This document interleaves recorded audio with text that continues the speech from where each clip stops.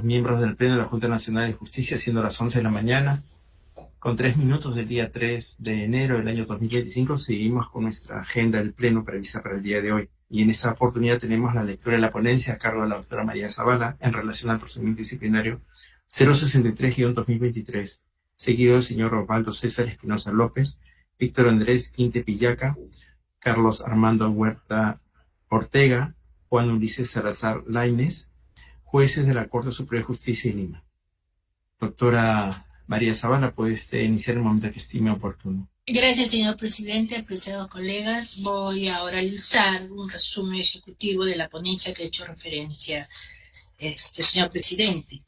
Así tenemos que mediante resolución 239-2024, Pleno JNJ del 3 de octubre del 2024, entre otros, el Pleno de la Junta Nacional de Justicia resolvió tener por concluido el procedimiento disciplinario abreviado 063-2023, aceptar el pedido de destitución formulado por el señor presidente del Poder Judicial y en consecuencia destituir a los señores Osvaldo César Espinosa López, Víctor Andrés Quinte Pillaca, Carlos Armando Huerta Ortega y Juan Ulises Salazar Lainez por sus actuaciones como jueces de la Corte Superior de Justicia de Lima por los cargos A, B, C, D y E atribuidos a ellos.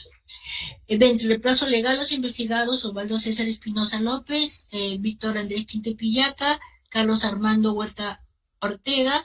y Ulises Salazar Lainez presentaron su recurso de reconsideración contra la precitada resolución. Además del investigado Quinte Pillaca, mediante escrito de fecha 15 de octubre, amplió los fundamentos de su recurso de reconsideración, reiterando la nulidad de los actuados respecto a él, porque había operado la caducidad del proceso disciplinario. También dedujo la excepción de prescripción para sustentar su pedido de prescripción junto a la sentencia del TC del expediente 048-14-2023 y retiró su solicitud de declaración de caducidad. En tanto, Carlos Armando Huerta Ortega, por escrito, también completó su recurso de reconsideración. César Espinosa, por escrito, completó su recurso de reconsideración, alegando que en su caso habría operado la prescripción. Los citados magistrados en la audiencia de vista de causa reiteraron los argumentos de su recurso de reconsideración y de sus escritos complementarios. Análisis del recurso de reconsideración formulado por Víctor Andrés Quinte Pillaca. Alegación de caducidad. El señor Quinte Pillaca, que en el presente procedimiento refiere que habría caducado respecto de su persona por cuanto a la resolución 239 de 2024 del 3 de octubre de 2024, por la cual se acepta la propuesta de institución formulada por su persona, le fue notificada su casilla electrónica asignada por la Junta a las 5:10 p.m., es decir, fuera del horario de atención al público de la JNJ, por lo cual, de conformidad con el inciso 5.2 del artículo 5 de la Ley 31.736, ley que regula la notificación administrativa mediante casilla electrónica, la notificación se debe computar como realizada al día siguiente hábil, es decir, vencido el plazo máximo de caducidad de 12 meses previstos en el tubo de la LEPAG.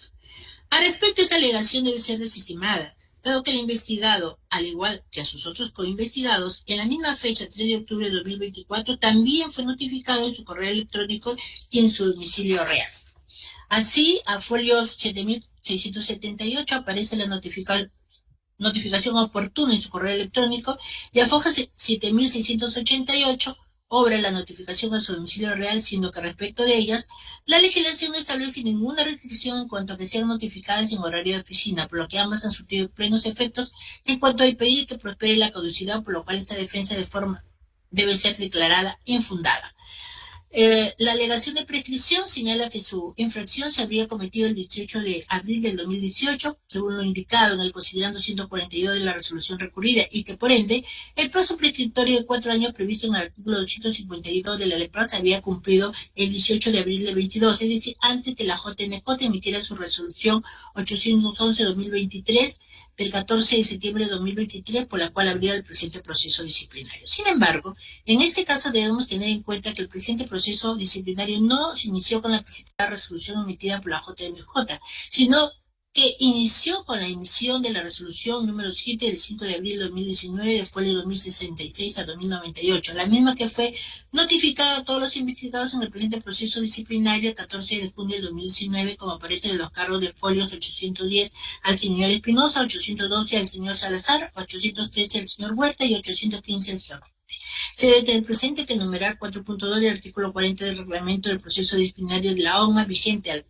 tramitarse este caso disciplinario establecía que el plazo de prescripción del órgano contralor para disponer el inicio del procedimiento administrativo disciplinario es de 2 años de producido el hecho. Por lo tanto, los cargos formulados en la precitada resolución 7 se emplazaron válidamente antes de vencer el plazo de prescripción de la acción disciplinaria respecto a los mismos, entre ellos el formulado por el señor Quinte Pillaca. Asimismo, una vez iniciado el proceso disciplinario a nivel de OMA, el plazo de duración de dicho proceso era de 4 años. De otro lado, el artículo 41 del mismo reglamento señala que el cómputo de plazo de prescripción previsto en el numeral 40.3 del artículo presente se interrumpe con la resolución final de primera instancia o con la opinión contenida en el informe, si se trata de una propuesta de suspensión o destitución. En ese sentido, aparece el informe de la Jefatura de la Unidad de Prevención Especial de OMA que propone la destitución de los investigados, acto por el cual se interrumpió el plazo especial de prescripción del procedimiento de 4 años. En tal sentido, luego de su interrupción, este plazo de 4 años vencía el 29 de noviembre de 2024, siendo que la OMA emitió su pronunciamiento final mucho antes de ese plazo. Es más, inclusive la propia JNJ emitió resolución 239-2024 que acepta el pedido de destitución de los investigados el 3 de octubre de 2024, notificándole el mismo día, es decir, también antes del prescriptado plazo, siendo que en la fase recursiva no opera la prescripción del procedimiento. Lo invocado por el Tribunal Constitucional en su sentencia 48-10-23, formulada por el investigado en su escrito de folio 7956, es impertinente por cuanto respecto de su caso concreto no se ha producido ninguna controversia sobre la suspensión de plazos administrativos establecidos en diversas resoluciones administrativas del Consejo Ejecutivo del Poder Judicial por causa de la emergencia sanitaria por el COVID-19. Por esta consideración de la excepción de prescripción deducida por el señor Quinte Pillaca debe ser también infundada. Análisis de su argumento sobre el fondo del asunto, sobre la alegación de que los señores miembros del Pleno de la JNJ, Inés Tello de Ñeco y Aldo Basterrío debieron abstenerse de participar en el proceso disciplinario por haber sido inhabilitado por el Congreso de la República. Dicha alegación es infundada, por cuanto el mismo investigador lo reconoce. Existe un fallo judicial emitido en un proceso de amparo que declaró fundada la demanda de amparo contra la presentada decisión del Congreso, la misma que ha sido materia de ejecución anticipada. Respecto de la alegación de que la resolución recurrida es nula porque habría sido notificada luego que el proceso disciplinario caducó por haber vencido el plazo máximo de meses de duración, incluida la ampliación, ya ha sido refutada anteriormente al resolverse la petición de declaración de caducidad sustentada en la misma razón. Tampoco es amparable la tesis de que la resolución de ampliación del mismo no sería debidamente motivada y que ello también habría motivado la supuesta caducidad, dado que dicha resolución alude con claridad y precisión a que la JNJ afronta una alta carga procesal por vía de sus funciones constitucionales, situación que razonablemente permite la ampliación prevista en la LEPAC y en el reglamento de los procesos disciplinarios de la JNJ. Sobre la alegación de que las conductas que le fueron imputadas debieron haber sido tipificadas solo como falta grave y no muy grave, ella revela solo una mera discrepancia en el criterio valorativo de la JNJ y de la OMA al calificar su conducta sobre sus relaciones con el señor Mario Mendoza para ayudarlo a obtener información sobre 2 procesos judiciales. En cuanto a una supuesta falta de valoración en material probatorio, incluyendo la aportada por el investigado, tampoco es amparable por cuanto se ha hecho un detalle del conjunto de razones de hecho y de derecho que sustenta la imputación, incluyendo sus comunicaciones con Mario Mendoza, como aparece de los considerando 128 a 154, entre otros. Por ello, no son amparables tampoco sus alegaciones sobre su supuesta falta de probancia del cargo imputado de alguna desviación de la materia controvertida, por cuanto las transcripciones de sus comunicaciones cuestionadas son evidencia clara y precisa de la imputación. No hay afectación, por ende, al derecho de ley. La alegación de que la graduación de la sanción no sería adecuada se ha sustentado ampliamente las razones de la suma gravedad de un juez coordine con un litigante para ayudarlo a obtener información sobre el proceso de sus intereses, como si un juez pudiera fungir de gestor de intereses de un litigante, lo que es evidentemente contrario al deber de observar conducta intachable. Por la misma razón, no hay ninguna afectación al principio de proporcionalidad, puesto que de lo puesto y sustentado en la resolución recurrida, fluye que la destitución es absolutamente proporcional a una conducta tan grave e indecorosa como la imputada y acreditada. Por estas consideraciones se debe declarar infundado el recurso de reconsideración formulado por el señor Quinte Pillaca.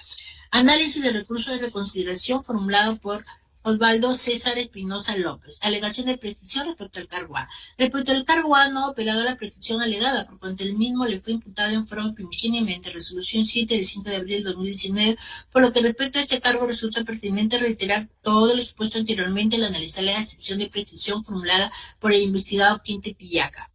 Por lo tanto, los cargos formulados en la presentada resolución 7 se emplazan válidamente antes de vencer el plazo de prescripción de la acción y asimismo, una vez iniciado el proceso disciplinario a nivel de OMA, el plazo de duración de dicho proceso era de 4 años. En ese sentido, de folios 5.987 a 8.881 del 29 de noviembre del 2021 aparece el informe de la Jefatura de la Unidad de Prevención Especial de OMA que propone la institución de los investigados, acto por el cual se interrumpió el plazo especial de prescripción de 4 años. En tal sentido, luego de su interrupción, este plazo de 4 años vencía el 29 de noviembre del 2024. Y más, inclusive, la propia JNJ emitió resolución 239-2024 que acepta el pedido de institución de los investigados el 3 de octubre de 2024. La invocación de la sentencia del TC formulada por el investigado en su escrito de folio 7.947 es impertinente por cuanto respecto a este cargo concreto no se ha producido ninguna controversia sobre la suspensión de plazos administrativos en diversas resoluciones administrativas del Consejo Ejecutivo del Poder Judicial por causa de emergencia del COVID-19. Por esta consideración de la excepción de prescripción deducida por el señor Espinosa López respecto al cargo A también debe ser declarada infundada. Alegación de prescripción respecto al cargo B. Sin embargo, respecto al cargo B, la citada sentencia a 048-14-2023, formulada por el investigado en su escrito de folio 7.947 a 7.948, sí es pertinente, por cuanto el cargo B fue imputado no en la precitada resolución 7, sino mediante la resolución 059 del 10 de junio del 2020, de folios 4.765, la misma que fue notificada al señor Espinosa el 13 de julio de 2020, como aparece en el cargo de folios 4.789. Por lo tanto, dado que este cargo B también se relaciona con comunicaciones desarrolladas entre el 12 de abril del 2018 al 11 de mayo del 2018, desde esta última comunicación al 13 de julio de 2020, en que se notificó el cargo B, bajo análisis sí transcurrió el plazo de 2 años previsto en el precitado numeral 4.2 del artículo 40 del reglamento del procedimiento disciplinario de OMA vigente al tramitarse este caso disciplinario, sino que lo expuesto en la resolución recurrida sobre la suspensión del plazo de prescripción con relación al cargo B ha perdido vigencia y validez a partir de la expedición de la precitada decisión del TC, la que fue emitida el 12 de noviembre de 2024, pero publicada después de la última firma digital, puesto que en la misma data del 11 del 12 del 2024, después del TC, que contrariamente a lo sustentado en la resolución recurrida del considerando 28 al 36, concluyó que el plazo de 2 años antes mencionado para iniciar el proceso disciplinario no se vio suspendido por ninguna de las resoluciones administrativas mencionadas en la decisión impugnada. En efecto, en su precitada sentencia, el Tribunal Constitucional ha concluido que las diversas resoluciones administrativas emitidas por el Consejo Ejecutivo del Poder Judicial invocadas en la resolución recurrida en su considerando 33, complementado por las consideraciones del 28 al 32 y consideraciones 34 y 37, no afectan el transcurso del plazo de prescripción en materia administrativa y disciplinaria, confluye expresamente de los considerandos de la misma que se transcriben en el fundamento 47 de la ponencia que estamos dando cuenta. Por estas consideraciones, la excepción de prescripción deducida por el señor Espinosa López respecto al cargo B sí debe ser amparada. Análisis de sus argumentos sobre el fondo del asunto. Sobre la alegación de que el cargo fue instaurado por una autoridad incompetente, carece de objeto analizarlo, dado que respecto de este cargo se ha declarado fundada la respectiva excepción de prescripción de la acción disciplinaria. Sobre su alegación de que a nivel de OMA se habría afectado su derecho de defensa en forma oral, antes de emitir la resolución final, al no haberse aceptado su petición de reprogramación, no fluye de acto vulneración real del derecho de defensa, por cuanto a lo largo de todo el proceso disciplinario, en todas sus fases, el señor Espinosa podía ejercer por escrito y sin ninguna restricción su derecho de defensa, siendo que además ante la JNJ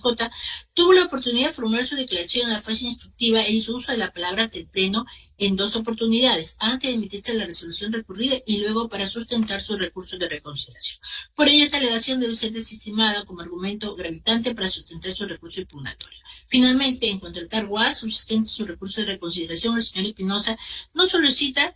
ser absuelto del mismo, por lo que el análisis realizado que acredita su configuración expuesta en el considerando 84 del 117 subsiste incólume, no siendo de recibible el cuestionamiento a que supuestamente se habría analizado y valorado 2 comunicaciones adicionales a las que sustentaron la imputación primigenia. Por estas consideraciones se debe declarar infundado el recurso de reconsideración formulado por el señor Espinosa López. Análisis del recurso de reconsideración formulado por Ulises Salazar. Manifiesta con relación al cargo E que le fue imputado que supuestamente se habría vulnerado su derecho a la presunción de inocencia, manifestando que no existiría prueba suficiente de que Mario Mendoza haya utilizado a un tercero para que este aparezca como apoderado de la empresa Oreisac, respecto de la cual había intereses directos y con relación a la cual el investigado era juez de un proceso que involucraba a dicha empresa. Agrega que por esas consideraciones también se habría afectado su derecho a la debida motivación. Además señala que la sanción que le ha sido impuesta tampoco afectaría el principio de proporcionalidad. Sin embargo, como fluye del amplio desarrollo argumentativo expuesto, lo considerando 192 a 221 de la resolución recurrida, está acreditado ampliamente que el investigado Mario Mendoza se conocían al menos desde el 2015, como lo ha señalado el propio señor Mendoza en la investigación penal que afronta, véaselo considerando 198 a 204 y 209, mientras que de otro lado el investigado también lo reconoció en forma expresa que lo conocía desde el 2013 como aparece a folios 1023. Asimismo está acreditado en forma indubitable que el investigador tuvo a su cargo el conocimiento del expediente que involucraba a la empresa Oreisac desde el 21 de mayo de 2009, tramitándose en forma continua hasta el 11 de junio de 2018, como fue de lo sustentado en el considerando 195, como también está acreditado que respecto al señor López, quien aparece como supuesto representante de Oreisac, el propio Mario Mendoza manifestó que este era su empleado, como se indica y sustenta en el considerando 2012, donde se revela como una conversación fechada del 11 de mayo de 2018, el propio Mendoza se lo manifestó al investigado. Sumado a lo anterior, el hecho acreditado de que el investigado concurrió pocos días antes a una reunión en la casa de Mario Mendoza, junto a otros magistrados, valorada toda esta información en forma conjunta, permitió arribar a la convicción de que el investigado sí entabló relaciones extraprocesales con Mario Mendoza mientras conocía el expediente Oreisac. Por estas consideraciones se debe declarar infundado el recurso de consideración formulado por el señor Salazar Lainez. Análisis del recurso de reconsideración formulado por Carlos Armando Huerta Ortega. Señala que se habría vulnerado su derecho a la debida motivación, principio de causalidad y la evaluación racional de la prueba como su presunción de inocencia, por insuficiencia probatoria, entre otros elementos relacionados a los antes mencionados. Indica que la conclusión y sanción impuesta se sostiene en un simple dicho del señor Mario Mendoza, al cual se contrapone el dicho del propio investigado, siendo que el primer testimonio no tiene que considerarse de mayor valor que el suyo, agregando que las comunicaciones con dicha persona mencionada en la resolución recurrida son muy posteriores y muy distantes de su ratificación. Al respecto del cargo imputado, el señor Ortega tiene el siguiente texto: haber presuntamente ejercido influencia respecto de la amistad que mantenía con Mario Mendoza para que éste lo apoyara en su proceso de ratificación ante el CNM, habiendo sido ratificado por unanimidad el 19 de febrero de 2018, día en que sostuvo una comunicación telefónica con dicha persona, con lo cual habría incurrido con su deber de mantener en todo momento conducta intachable conforme se ha transcrito en el fundamento 68. Al respecto, se observa que los argumentos de recurso de reconsideración son reiterativos y lo que expresan son esencialmente discrepantes con el criterio administrativo del pleno de la JNJ, con el razonamiento plasmado en la resolución recurrida, lo que en sí mismo no es causal para suscitar supuestos vicios de motivación. En efecto, en la resolución recurrida sí se ha cumplido con una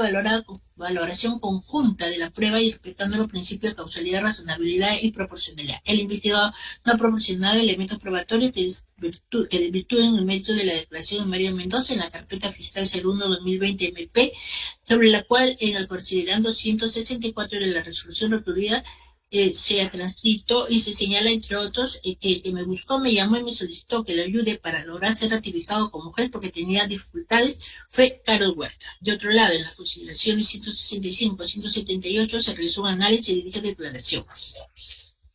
conforme se ha transcrito en el fundamento 66 de la ponencia que estamos dando cuenta. Con respecto a la alegación sobre un supuesto error de tipicidad, es incorrecto, por cuando se ha sustentado en la decisión recurrida las razones por las cuales la conducta acreditada vulnera el deber de observar conducta intachable. Asimismo, menciona que se habría vulnerado el principio de legalidad, dado que desde su punto de vista el hecho infractor que le fue imputado debió verse en vía de un proceso de revisión especial y no en uno disciplinario, alegación que también se debe desestimar, dado que ambos tienen distinta naturaleza y distintos fines, sino que la potestad disciplinaria de la ONU en su momento, como la de la JNJ, ha sido ejercida conforme a la ley y a la Constitución.